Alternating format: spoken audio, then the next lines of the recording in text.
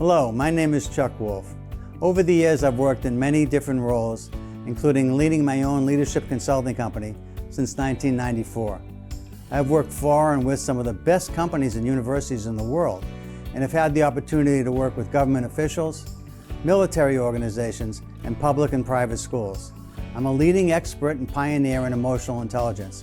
Since 2009, I've been a volunteer hosting a radio show I created called The Emotion Roadmap: Take the Wheel and Control How You Feel. I really enjoy making a difference in people's lives.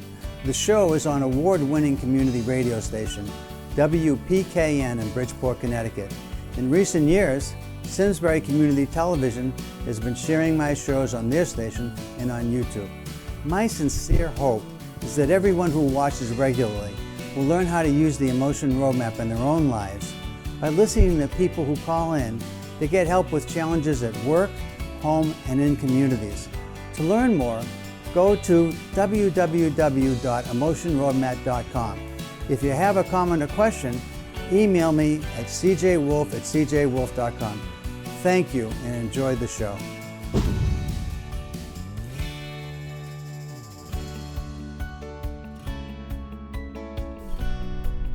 This is Chuck Wolf. You're listening to WPKN 89.5 FM.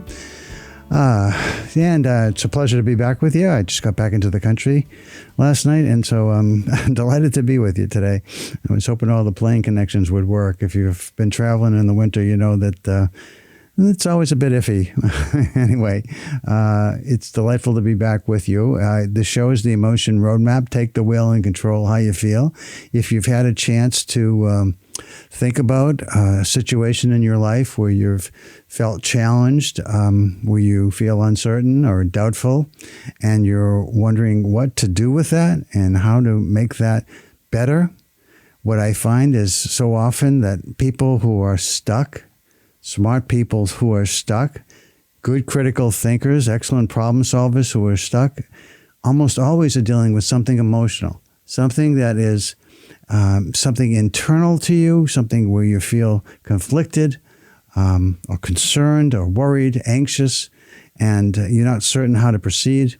Or maybe it's between you and one other person or a group of other people, and you're worried about the reaction to things that you want to say or do, and you're really uncertain how to proceed. And the show is about helping you to deal with the emotional side of challenges, decisions, conflicts, circumstances that you face where it's not clear what the best choice is.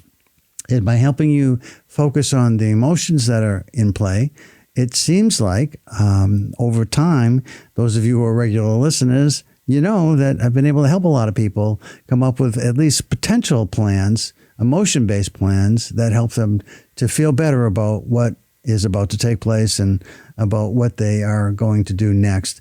And giving them some options perhaps that they couldn't have thought of without the focus on emotions. So the show's been on the air now for 16 years. Sometimes people are waiting to call. The way that you call is you call 203-336-9756. I pick up the phone. I say, hello, I'm Chuck Wolf. Who am I talking to? And then we get started with, what is it you're calling about? And what is it you're interested in talking about? Now, I always call it and come in prepared to talk about different subjects that I think might be of interest to my listeners. And by the way, all of you who tune in regularly, and I'm on the first and second Wednesdays of each month from 12 noon to 1 p.m. Eastern Time. All of you who tune in regularly, I just want to thank you for tuning in. It's nice to have a group of regular listeners. So often somebody will call up and just say how much they enjoy the show, or maybe they've listened to the conversation I just had with someone and they want to either comment about it. By the way, we are a community radio station, and I don't have all the answers. Sometimes people who are out there listening, they're listening to somebody who calls in and they like maybe what I had to say, but they have some ideas of their own that they think would be helpful to the person who called in, and they call in and they share their thoughts. And that's part of what being a community is about. It's about being concerned and caring about each other. And love being part of this radio station, which is very concerned and caring about the community and the listeners that we have. Hope to grow that listener base. If you know people that might benefit from my show, The Emotion Roadmap, Take the Wheel and Control How You Feel, let them know I'm on the air, 12 to 1 p.m. on the first and second Wednesdays of each month. But also, if you love music, you're probably going to want to listen, tell your friends to listen to this show because it's great. We got a lot of volunteer programmers. I'm a volunteer. Lots of people that do shows here. They're all volunteers that do shows. And take it very seriously, and we try to do the best that we can for all of you. And so, again, 16 years I've been doing this. And when I first started out, I thought, well, I'll do this for a year, maybe a couple of years, maybe 5 years, if it's successful. And who knew, 16 years later. Anyway, so again, the number to call is 203-336-9756. 203-336-9756. 203-336-9756. That's the number to call if you want to reach me. Here we go. Hi, this is Chuck. You're on the air. Who am I talking to, please? You are talking to Nick from Stratford. Hi, Nick. How you doing? Good, sir. How you doing today? I'm fine, thank you. Thanks for asking. What can I do for you? All right, dude. So here's my, I have a dilemma. I have a spiritual and intellectual and emotional dilemma, I guess I could say. Okay. So I am one of those people that dismisses things like dismissive avoidance, you know? Okay. But it's taken me forever, and I finally hit an epiphany the other day because I'm going through a breakup, and my relationship kind of took a toll because I kind of space cadetted, and I thought I was fixing my problems, but I really wasn't. And then it all bottled up to where my significant other suffered a lot, and to the point where she kind of just felt like she was there. And then I felt like I was just not there either. But I was just wondering if maybe you could kind of give some advice on how dismissive avoidance people can go about, life. Because what happened a lot was she would try to talk to me in a very demanding way, in my point of view. But I also wanted to change, but I would get frustrated whenever we have convos like that. And then I would just turn off the lights and nobody was home. And then I would kind of just forget about it. And then the problems would come back up and the same thing would repeat and repeat. So I was wondering if maybe you could kind of give some advice on what one can do to better themselves, to not be so dismissive and just blank. Nick, I think I can possibly be helpful to you. Let me ask a couple of questions if I could. First, let me make sure I understood. So you are in the process of breaking up. Is there no recovery here possible as far as you're concerned? Do you think it's really over? I would love a recovery, but I feel like my significant other is kind of far gone, man. I think she had enough, because she told me in this relationship, she talked to me 3 times about fixing myself, and I thought I was doing it, but it turned out I wasn't to the full extent, Sure. Until the other day when it kind of just blanked off in my head and I hit the epiphany. Gotcha. Okay, so I think I got it. I think so. You've dismissive avoidance. It's kind of like if stuff comes up, your person that you're with wants you to understand her needs, what she's dealing with, and she's trying to ask you for support or something for you to do different perhaps at times, or at least to listen really closely and actively to her and be supportive. And for whatever reason, certain things trigger for you. Just okay, I'm in, I'm not in anymore. And then I just kind of tuned it out. Does that sound right? Yes, sir. Yes. Okay. So and this is, I'm guessing, a familiar theme for you, Nick, that's come up, and perhaps not even just in this relationship, but other places in your life. Does that sound possible? Yes, sir. Yeah, I'm what you call a runner. I like to kind of avoid things and just cope. But yes, sir, it came up in Army life, personal life, childhood trauma, failure is kind of like a big, failure is just not an option for me. So I think that's where a bunch of it comes from. Yeah, if you try and you don't succeed and you fail, that's like the worst case scenario for you. Yeah, just because I've had so many things in life fail that I think that now that I'm older, I just kind of have to cope better, and and let my brain kind of keep trying and trying and telling myself it's not a failure, you know? So let me tell you a couple things I think they'll be helpful to you. It starts with kind of explaining how the work that I do helps people, and let me just share a little bit of that, and then kind of walk through it with you.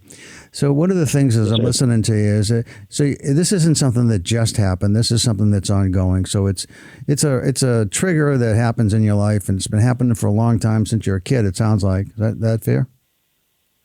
Yes, sir. Okay, so when it's been going on for a long time, then chances are I could, the thing that I try to avoid is the obvious. I think to just say, well, just deal with it. Put on your big boy pants and just deal with it. No, I mean, you've already thought about those kinds of things and tried some things and things didn't work. So it's often useful to at least understand what you might have tried in the past that didn't work for you. So I don't go down that road. That's just one thing. That's the typical way to kind of handle a conversation like this one. The second thing that I want to ask you to think about as we're talking, Nick, is the question that I've found that's most helpful around people who want to change behaviors, and that's what we're talking about, is changing a behavior, is to understand the kind of the root cause. What drives a behavior like this? It's harmful. It's not helpful. You'd like to stay with this person, and yet you still continue to do the things that get in your way of maintaining a relationship. And you got lots of reasons that seem like they're at some level reasonable, in the sense that you don't want to fail and you don't want to feel hurt and you don't want to go down a path that you've been on before that is very painful for you, so you just avoid the path altogether. And so when you think like that, you want to ask yourself, well, how does that make me feel when I do that? And then here's the key question for you, Nick, is how do you want to feel? And whether this relationship works, going forward with the person you've been with, or a new relationship later, you want to ask yourself two questions that are so key to relationship management, which is, how am I feeling and how do I want to feel in this relationship, and what can I do to make it happen? And how is the person that I care about in this relationship feeling, and how do I want him or her or them to feel? How do I want the person that I'm concerned about to feel going forward, instead of how I'm making them feel or how they are feeling? And when you work down through those kind of questions, you start to look at possibilities that maybe didn't show up before for you and didn't show up as options. So you want to spend a few minutes kind of walking down that with me, down that road? Yeah, sure. So first of all, how are you feeling about what just happened and what you want to feel going forward? How would you differentiate how you are feeling and what would be ideal to feel going forward? All right, so how I'm feeling at the moment is a little lost, a little confused, obviously hurt. And going forward, I obviously want to feel loved. I want to feel happy with myself. I want to be able to love people better and understand problems, and to just be able to understand. I really just want to go forward understanding things a lot better.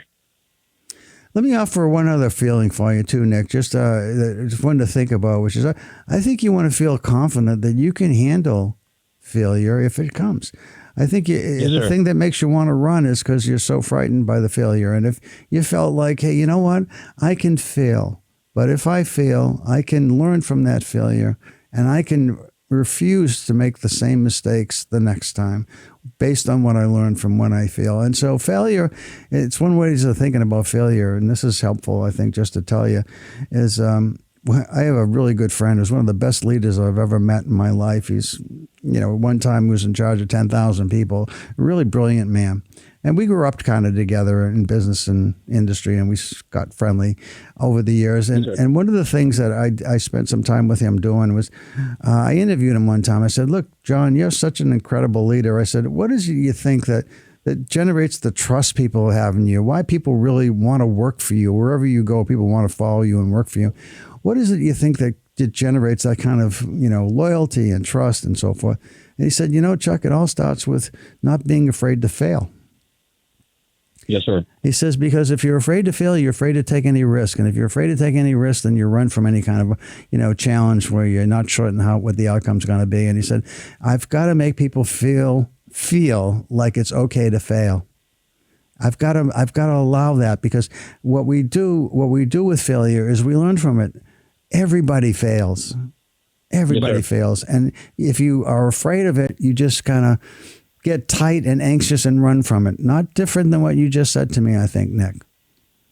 Yes, sir. And what he was saying was, it's so important for people who at least work for me to know that when you are failing, and we all fail at times, is come to me sir. as quick as you can and let me know that you're failing, because maybe we can keep you from failing if I hear about it early enough. That's just in business. But the other thing is, what can you learn from it? What can you learn from it that you take away? And so you're going to fail again, but not that way. You're not going to fail that way if you learn something from what just happened. So, is that helpful to think about that way? Yes, sir. Yeah. Now I've been reading a lot online, and just hearing it from you makes a lot more sense. And it definitely, it's definitely, don't be afraid to fail. So here's the trick for you, Nick. So I don't know that you can go back with the person that you spoke to before, but if I was you and I was in your shoes and I wanted to make another shot at this, what I would think about going forward is talking about how she's been feeling, about how you are feeling, how you want to turn those feelings around and be there for her, but know that she's thinking that it's never going to work, and you understand that. And if that's where we are, then you're really sorry about that, but you respect it and you move on. But at the same time, you'd like a shot at this with the understanding that I'm not going to get this right the first 1 time, 10 time, maybe in the first 50 times, but I'm going to keep trying to get better and keep learning from it. And if you want to do that and work with me on that, then perhaps that we might take a shot at this. But here's the trigger. If you can't really do that unless you feel like, how can you show up differently in order to feel, the love, the happiness, and the confidence that I'm talking about? How can that happen? So that's the next question in this process is, how can you make this real? When that trigger shows up that says, holy crap, I got to run. Yeah. It's going to show up. Yeah. You know for sure it's showing up. What do you want? What do you want to do with that when it shows up? That's the key question. Any thoughts about how have you ever been successful from, in your past, Nick, in terms of trying to deal with this and not run from something? Have you ever had any successes with it? Only in situations like in the Army or work where I had no choice but to, go head on into it. But in personal life, it's been very tough. I succeed in work and I've succeeded in a bunch of things, but I just, I kind of run from the love department and anything like that, because that's where I think a lot of trauma comes from just, I don't know. Sometimes you just need a little love, but I don't think, there was a lot of stuff missing when I was growing up in childhood and stuff, but I would like to. Yeah, there's a lot. So a couple of things you said, that you had some success in the Army and at work, where you felt like you had no choice. Yes, sir. Is there any way you think that you might be able to leverage that in the sense that if I'm going to live a life that's fulfilling and meaningful, I don't have any choice but to change here in my personal life too? Yeah. And I think that's the point I just reached the other day, that I have no choice. I've got to take it head on finally, I've for 2 years I've been putting it off kind of and trying, but like you said, I have no choice right now. Yes, sir. Well, part of this is, Nick, is that I know you haven't been successful in these kind of relationships, but you've faced fear of failure in other circumstances. You just told me in the Army and at work, and you forced yourself to think about this as having no choice. I don't know if you, sometimes this is one of the things I think about triggers. We all have them, by the way, for different reasons, but we all have things that trigger us. And sometimes one of the things I find, I like, personally, I'm a big fan of humor and just kind of laughing at myself at times. And if you can just say, oh, okay, old friend, here you are showing up again when you're telling me to run like crazy because I'm going to get hurt again, and I'm not buying it anymore. Yeah. I'm not buying it, old friend. So nice to see you, but go away because not today. This isn't happening today because I have no choice. That's a good way to do it. That's a real good way to do it. Just tell your friend goodbye. Yeah. I mean, it's going to show up. You know, it's part of you. Yes, It's been sir. a part of you for a long time. And you're saying, you know, I mean, and even to this extent, Nick, when you're hurt as a kid and a lot of stuff is missing, it's like somewhere inside of you, something said, I want to survive. I want to be alive. Yeah. I gotta shut this off. I can't hurt this way anymore. And so I guess the strategy when I was young was to run, but now I'm a rock. now I'm an adult and I'm a grown up. And damn, I've had some experiences where I didn't run and I was successful. Yes, and I'm gonna be successful in this one too. Yes, sir. Exactly. Yes, sir. Does that work for you? That helps a lot. Yes, sir. That helped a lot. Okay. All right. Well, I wish you luck with it. And and if you open up and you're vulnerable with the person that you've been with, there may still be a chance. I don't know the circumstance in this. You know, as I said, I think you got to respect her wishes. If she said no, I've been down the road too much. But if you say, you know, I'm looking really hard, I'm working on how I feel and how you feel, and I really want to do this and get this right because I'm tired of running. And I could use your help with it. I know I'm not going to be perfect, but I can promise you I'm going to try as hard as I can to say to myself I have no choice but to deal with stuff. And when you want me to listen and you want me to be supportive, I'm going to do everything I can to be there for you. So thank you, sir. Yes, sir. That work for you? That's it. Okay. That works for me. Yes, sir. Yeah, I wrote everything you just said down as we were talking. Okay. Thank you so much. You bet. Those are all Nick. really good points, and I appreciate your insight. And this is really helpful because I don't really have anyone to talk to, so this was kind of cool, and I appreciate it a lot. Well, thank you, Nick. And also, while you're talking, just so you know, one of the things that you've just done is a whole bunch of people that have similar kinds of things going on in their lives were listening to us, and hopefully that's the reason I do it on the radio show. And hopefully, lots of people got some valuable insights from our conversations. So thanks a lot for calling, Nick. And I wish you the best. Because I listen to your show all the time on Tuesdays, every lunch. I listen to WPKN every day and your show all the time. Well, I'm on Wednesday. I'm on Wednesdays. I'm on Wednesdays. Oh, Wednesdays. Oh yeah, it's not Tuesday. Sorry. That's okay. Does that. I don't even know what day it is. Okay. Well, listen, I hope that the call was not only, you know, Yes, I know it feels good to you right now, but I hope it makes a big change for you too. Thank you, sir. All right. Take care, Have a good Nick. day now. You too. Bye-bye. You too. Bye-bye. So that's how the show works, everybody that's listening. Thanks, Nick, for the call. So anybody else that's got something that's on their mind that they'd like to talk to me about, the number's 203-336-9756. 203-336-9756. So the idea of having a trigger, boy, we all have them, don't we? There are things that show up for us that just take us down into routines that we've practiced all our lifetime. We're brilliant at them, but they're not always helpful. You know, again, even what we were talking about with Nick just now is stuff comes up in our lives when we're kids often that is designed to protect us from things that feel very hurtful or harmful. And while those are really important that they show up because they keep us going, at some point, they're not really what we want to be doing with our lives anymore. And we need to challenge some of our beliefs. And there's some really, you say years ago, I really got involved with reading a lot about a fellow named Albert Ellis. He had a model that he talked about. He said, you know, some action happens. We have a belief about that action, and then there's a consequence about that belief. So if somebody's challenging us to be different or change or somehow be more involved with them, or more involved in a relationship or something that might frighten us, and the belief system is based on a lot of bad experiences growing up, the consequences, not unusual that we run from it or that we avoid it or we make excuses, but we find reasons why we don't engage in it. And again, when we were young, this is what Albert Ellis said. He said that we have these beliefs that are formed and they're rational at the time, it seems, but over time they become irrational beliefs. And so he had the model. He said, there's an action, there's a belief about that action, and then there's a consequence regarding that belief. And if the belief is irrational, the consequence is not helpful. It's hurtful sometimes.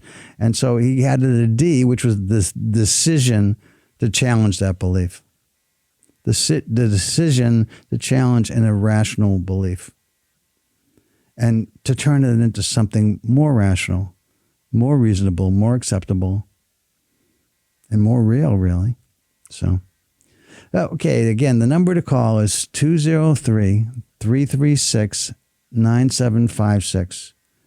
So if there's something going on in your life, maybe it's at work, with a coworker, with the person you work for, with someone who works for you, if you're one of the leaders at work. If there's something at the workplace that you'd like to talk about, feel free to give me a call. I've done lots of work with, I can't tell you how many different kinds of groups of people that I've worked with over the years. And so I have history working with schools, with universities, with military organizations, with governments. And most of my work has been with businesses, lots of different types of businesses, a lot of big businesses, small businesses, medium-sized businesses, nonprofit organizations. So I've worked with all kinds of organizations over my lifetime, and I've learned a lot about helping people in the workplace. Some of the shows I've done in the past, I've talked about relationships with the supervisors, ways to help your career advance, different consequences for not dealing with people in your workplace. Hi, this is Chuck. You're on the air. Oh, could you turn your radio down, please? Yeah. Okay, thanks. How you doing? Good, I'm doing good. How are you doing? And who are you, if you don't mind? Yeah, my name's TJ. TJ, nice to hear from you, TJ. How can I help you? So I was listening, and something just actually transpired this morning in my relationship with my significant other, and so I was listening to Nick, and I'm also in the midst of a breakup. Okay. And so she has been very patient with me. This past year, I just found out that I have severe chronic trauma from a crappy childhood. Okay. And I've been learning, how to deal with that. I learned that, my brain reacts in a certain way, and I can't really trust my brain. So I need to learn to love myself, but I can't trust my emotions. So it put me in a very, weird space, and I've been trying to do the work and listening to my therapist and, podcasts. And I was listening to the Crappy Childhood Fairy on YouTube. Okay. And so, I just thought it was kind of a coincidence that, this happened, and I turned on the radio for lunch, and this is my first time hearing it. So something just in me just kind of told me to reach out because, there's been a bit of a domestic situation also. I was, this past weekend, I got hit about 3 times, and I also have, been in prison for, a similar situation with the past ex of mine. And I told myself, if that ever happened, and I told the significant other I'm dealing with now, if that ever happened, I would run fast and far away immediately. And it's just kind of a sticky situation because, there's a child involved. I kind of took on the dad role for her son, who they both kind of suffer from, I forget what it's called, but it's self-deficiency immune system or something like that. Okay. So they can get sick very easily. And so that had happened this past weekend, and I was hit, and I was kind of a little unsure of how to move forward. And then I got a text this morning asking me to call out of work because she think that I should call out of work and go meet them at the hospital. And I just kind of didn't, at the moment, I didn't want to be around her. You know, and I guess moving forward, I could kind of use some advice. Yeah, you got a lot going on, it sounds like, TJ. Yeah. So, you know, is the therapy helping, would you say? Yes. I think it definitely is helping. I can be a bit stubborn in receiving that at times, but, you know, I'm being a bit more open-minded to it. So, are you feeling like the change is happening? And are you said that you're in the middle of a breakup. So if she asked you to come down to see her, it doesn't sound like she's breaking up. Right. Yeah. So that she did ask that. And then, you know, what happened this morning kind of feels like we're in the middle of a breakup. So, so I'm a little confused. So let me just say, something happened this morning that made you feel. So you got hit a few times or something. She hit you or something like that. No, my bad. So that was earlier this weekend, and then today, you know, I was still sticking around against my better judgment and helping out, and then, you know, the son got sick, and, you know, I was working and I came and I stopped by. There's a lot of in-betweens that I'm leaving out. So I don't want to take up all your time. Okay. But, yeah, so I'd gotten, we're going back and forth through text today. And it just kind of got bad. We both got a little nasty with each other. Okay. So let me see if I can, you know, in this particular case, TJ, one of the things that I believe would be useful is to ask you to think about what's the best possible version of you and this person. I mean, are you still interested in being with this person, first of all? Yeah. You know, it definitely went into my mind. I am a bit nervous, and you know, because moving forward, like I said, I'm not going to go back to, you know, a domestic situation. Yeah. So I guess if you think there's a chance that you could be with this person going forward, then then one of the ways I think that might be useful for you to think about, and maybe to get her to think about too, is what's the best possible version of us? If when we're right, is there something that really, like, it says that this is worth it? And if there is, how do we make more of that happen?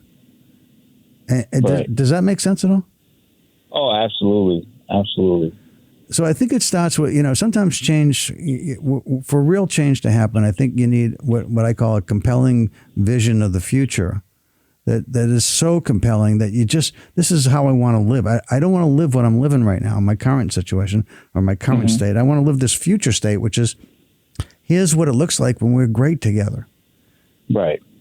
And then you got to ask yourself, so if that's what it looks like when we're great together, what's it going to take for me and for you to do different? What are the things that work that we do? Let's not just focus on what we don't do right, but let's focus on the things that make us want to be together. What is it that you feel is special about this other person, and what does the person feels special about you? And then as you look at what's good, that creates some you know, confidence that you got a chance. But then it's hard to talk about what isn't good, and then what you might do. And one of the key things I find that is so critical, and this is why I call it the emotion roadmap, is this idea that how is she feeling, and how do I want her to feel, and what can I do to make her feel the way I think I want her to feel that would be great for both of us. Not just for you, but, you know, how do I want her to feel that would be great for both of us? And how am I feeling? And what can I do to make myself feel? So you're calling up and you're saying, I got in the middle of a breakup. I got a lot of stuff going on. I've had some bad history. I've been in, you know, some serious trouble over my lifetime, and I'm trying to get things right. And the key to getting things right is all the behaviors whatever behaviors that we're doing are driven by thoughts that we have, and thoughts are driven by feelings. And the thoughts usually are pretty available to us. What we're thinking is pretty obvious, but the feelings driving those thoughts aren't so obvious. And it's kind of like peeling back an onion, there's a lot of layers. And so if you go back all the way to feelings and you say to myself, what am I feeling right now? And if I'm feeling something that I know is problematic, going to get me in trouble, I'm going to do something stupid. And I recognize the feeling and it's showing up and I don't want to feel that anymore. What do I do when it shows up? Can I change it? And if I can't change it, what is the self-talk? That's what I was saying to Nick before, if you're listening. It's like, what can I say to myself about that feeling when it shows up? I'm not going down that road. Right. If I have to, if it's me and I'm you and I'm talking to this person that's my partner, I'm saying, you know what? There may be times when I can't be in the room because I got to get control over myself and I'm going to walk away. Not because I don't care about you or love you, but I just, I don't have a good history here and I'm trying to learn to be smarter about it. But I'm going to walk out of the room and I'm going to come back when I feel like I'm able to come back and be there for you. Right. Yeah, no, that's extremely helpful. I actually, so what I've been telling myself lately is I'm dysregulated. Okay. And, so then I know I have to re-regulate myself. Yeah. It doesn't always work. Yeah. It doesn't always work like that. But when I actually do it and I actually think about it, I'm like, okay, I'm dysregulated. Okay, I need to remove myself. I need to re-regulate. And that's either I could, go for a walk, work out, pray, that helps. Yeah. Okay. And so those are like some of the things that I have been practicing, I have been doing. That's definitely extremely helpful. So one of the keys then for you, TJ, is that not being afraid to say, I can't do this right now. But telling her ahead of time that if we're going to be together, you got to understand that there's because of all the history I've got, there are going to be moments when I got to remove myself, not because I don't care about you, it's because I do care about you deeply. Mm-hmm. And I know I'm not good right now, and I need to get back to being good so I can be there for you. And I think nobody's going to feel bad about that. I don't think. The other person's going to, right? I think she's very understandable. She may not like it at first, but if you come back better, and you find a way to, and as soon as you find yourself starting to get irritated and going down a road that you've been on before, and you recognize it, it's got to be like a loud siren goes off in your head. Right. Right. It says, I got to stop. I got to stop right now, and I need a few moments, and I got to do something. And I don't know if you can take, maybe you need more than a moment or two. Maybe you need 10 minutes or half an hour or something, Exactly. You go for a run, you sit down someplace and you pray for a while, you meditate, whatever works for you. And you got a few things that do work. Yes. But you got to be willing to stop and say, not that I hate this, I'm mad and I'm going out. No, I'm starting to lose my ability to be helpful here. And I want to be helpful and I want to be supportive and I need some time for me to get regulated and I'm going to step away. So, and you have that conversation ahead of time so she knows when that happens, she's not asking you to stay in the room with her because she knows that she's got to understand that it's not going to be helpful to do that. And then over time, I think, TJ, if it works, you'll need less of it. Right. Yeah, I agree with that. Because you stop believing in yourself that you have the capacity to stay in the moment, even when it's tough. But for the time being, you need to have a way that's comfortable and understandable to you both. That says I need some time out. But first, I think it starts with you and her talking about what's the best version of us. Is this really worth it? And then what are all the things we do well together? And let's try and focus on that. And then talk about some of the things that there are times when I'm going to just need to not be in the room with you, even though you need me there, because I won't be good for you. And I need to be able to go out and come back so I can be there for you. Does that make sense? Right. Yeah, no, it does. It definitely does. Does that help? Oh, yeah. Yeah, thank you very much. Between this and listening to you talk to Nick, I definitely wrote down some notes and I'll be implementing that. Okay. Good luck with it, TJ. Thanks for the call. Yeah, thank you very much, man. Okay. Take care now. Bye-bye. Yeah, later. So that was Nick and TJ talking about some very challenging circumstances around relationships. Everything, folks, whether it's at work, in the community, with a club, with a group that you belong to, with a team that you're on, something where you're involved with others. Some of the things that often cause conflicts and difficulties are our past histories and our experiences. None of us have had perfect growing up experiences. We all have challenges in our lives. I have my share. I'm sure you do too.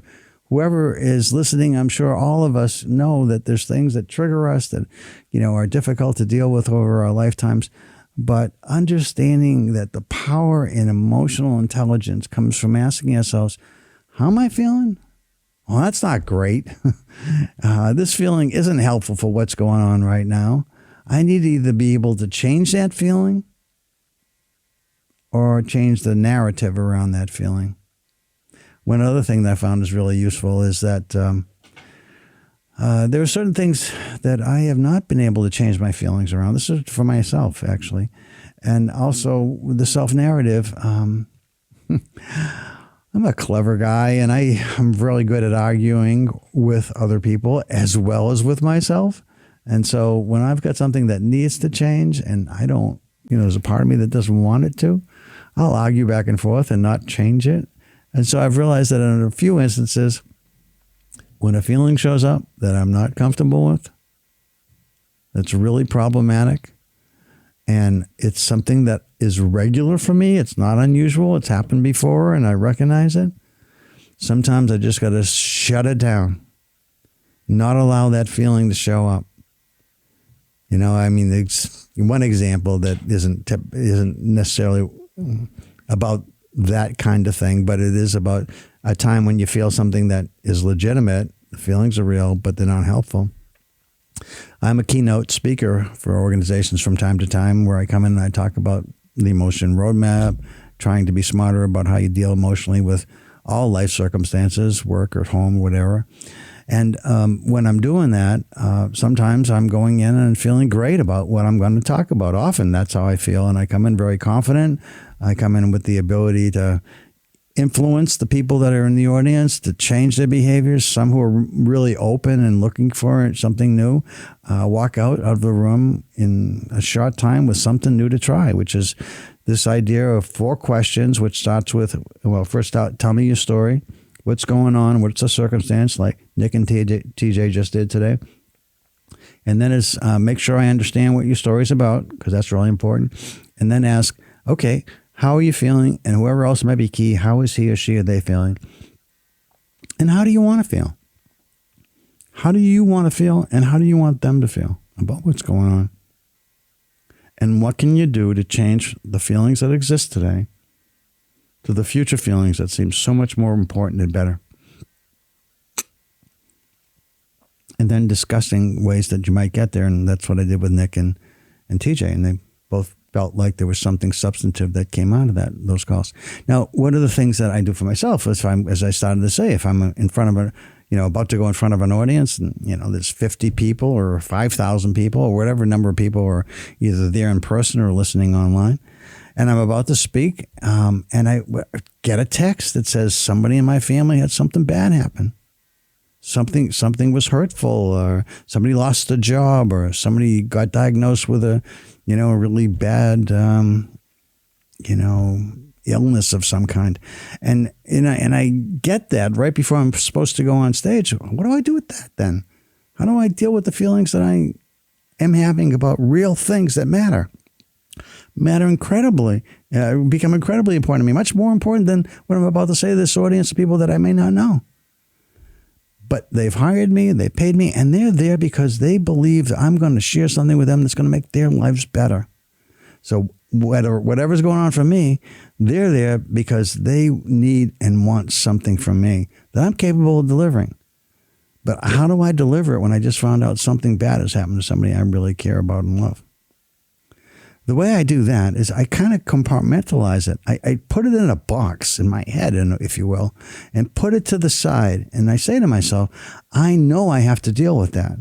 I know that's going to be incredibly challenging and and possibly, awful, whatever's going to happen here. But at the same time, I want to put it aside, recognize I have to deal with it, not repress it, but just push it aside for the moment and go out and deliver the best possible, speech or talk that I can for the people that have come there because they feel like I might have something that's going to make their lives better. And I'm capable of delivering that. So I want to go out there and do that with everything I've got working for me so that they get everything I can give them in the best possible way. And then when it's over and hopefully everybody's feeling good about that, then I got to go deal with other stuff that's really compelling, that is sad and difficult and making me mad and upset, and deal with it as best I can. So sometimes you just got to tell yourself, hey, stop. Don't think about that right now, or don't deal with that right now. And other times, the thing I was sort of talking about, the kind of things that TJ and Nick were talking about, is there's sometimes I got behaviors that just pop out and I seem like they're out of control. And those kind of behaviors, it's kind of hard to change the narrative because they're happening too fast. The feelings are really, intense and driving that kind of behavior. And then I just want to say to myself, stop. Don't go there. Don't allow that thought process. Don't allow that behavior. And maybe, as I suggested to TJ, if you're still listening, you need to leave the room and get control back. Or you need to just say to yourself, I'm not going down that road anymore. This ends now. And it ends now forever. It's going to keep coming back, but it's still over.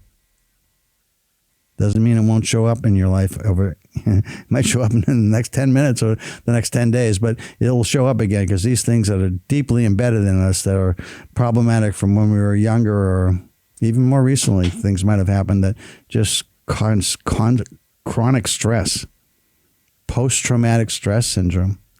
Things happen in the military to people, but we all have these kinds of chronic problems in our lifetimes, with different things that happen for whatever reason to us as we're growing up. And so you want to challenge that stuff and try to work through it, change the feelings, change the narrative, and finally, last recourse, just stop and don't do it. Hard to do. I find it very hard to break certain habits myself, but not impossible. Not if you believe that you want to live your best life. You want to be the best version of yourself as much as you can, for as long as you can, as often as you can. Okay. It's my speech for the day. Okay. So, the number to call if you're interested, I still got a little bit of time, 203-336-9756. 203-336-9756. And I'll wait to hear back from you. I'll give you a minute because this is probably the last time I'm on the air from 12 to 12:55 actually. And so it's 12:46 now. So I got about 8 or 9 minutes. If you want to call, and this will be the last probably chance to call and for me to give you any kind of meaningful time. So if you're thinking about calling, don't wait. I'll be back next week, but I suggest you call if you're thinking about it. 203-336-9756.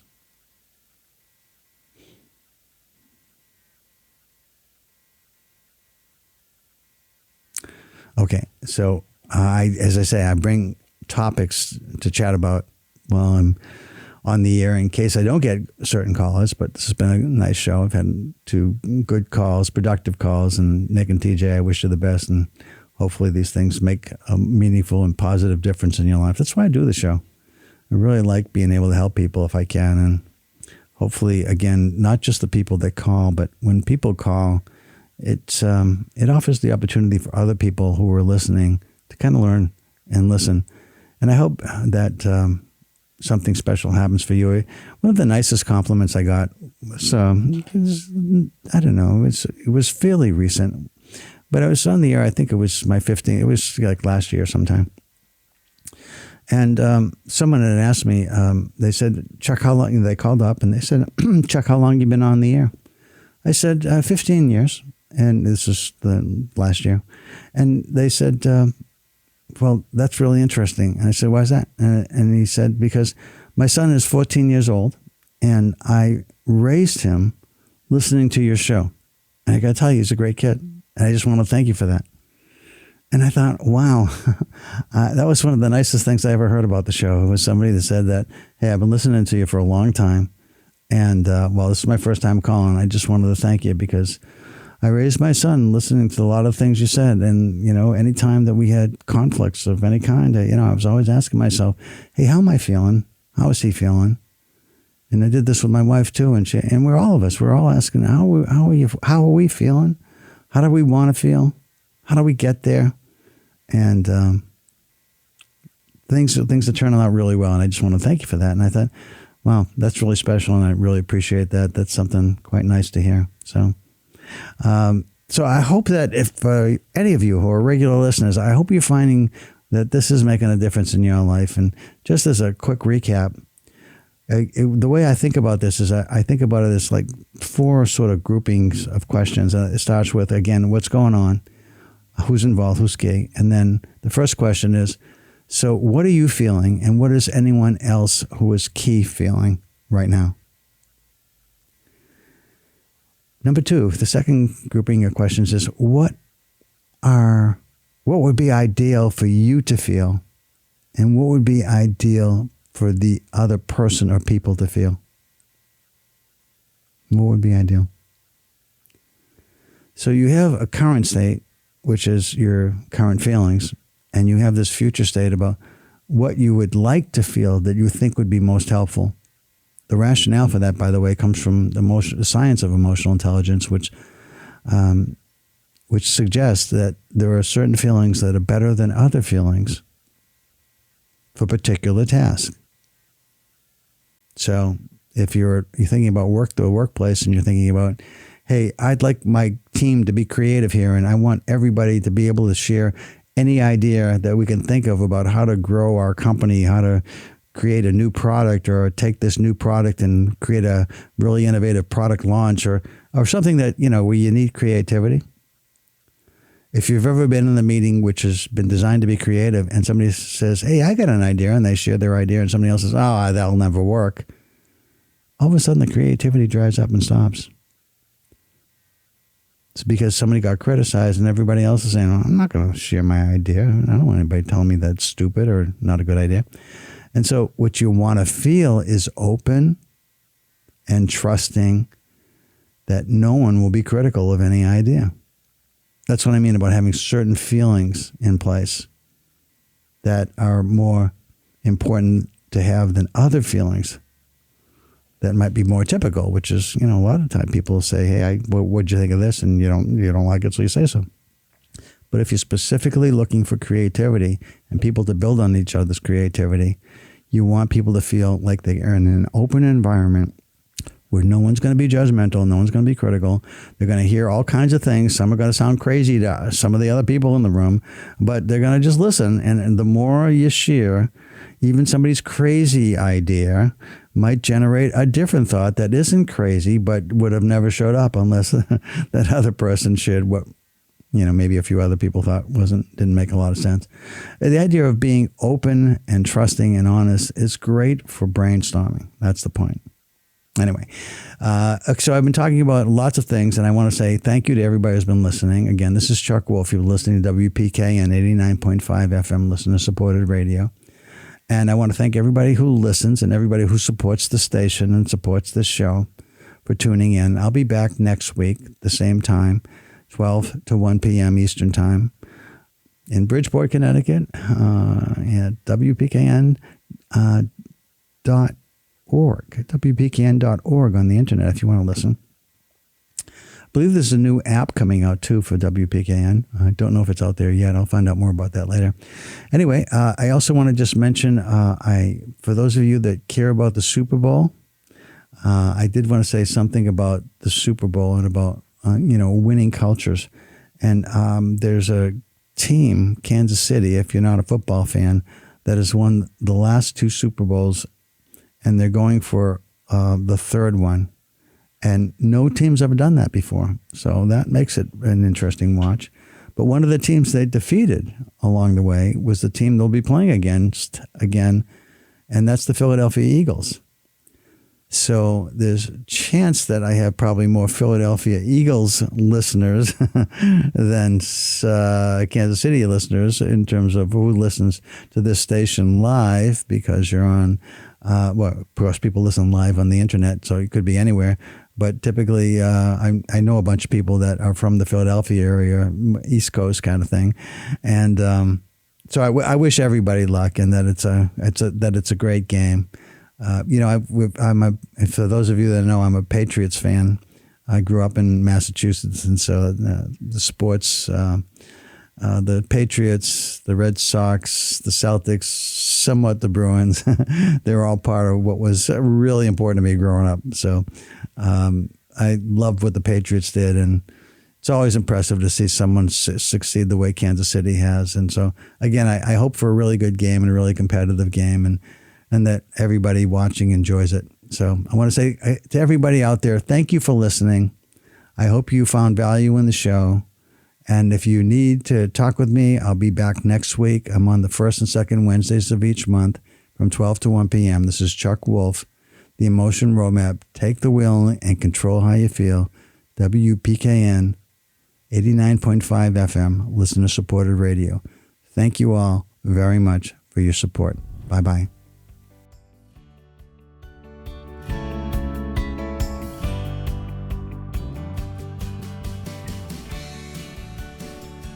For over 40 years, SCM has been the voice of our town, bringing us together through local programming, education, and live broadcasts. SCM isn't just about television. It's about empowering our community, ensuring our voices are heard during government meetings, and celebrating milestones like our high school graduations. But today, SCM faces a challenge. Our funding structure is based on television subscriptions. And it's no secret, people have been cutting the cord. With a shift to internet-only subscriptions, SCM receives less revenue, even though all our programming is freely available online. We need your support. We need your support. We need your support. We need your support. We need your support. Your donation can make a difference. It will ensure that SCM remains open, continues to educate our youth, and keeps our community informed. Thanks to SCM, I've been honing my creative skills, helping me work towards my college degree. SCM is crucial for keeping our community connected. SCM isn't just here to broadcast local events. They're actually preserving Simsbury's history. Join us. Join us in preserving Simsbury's voice. Simsbury's voice. Together we can ensure that SCM continues to thrive for generations to come. Visit our website or scan the QR code on your screen to make your donation. Every contribution counts. Thank you for supporting Simsbury Community Media, where your town, your schools, and your government come together.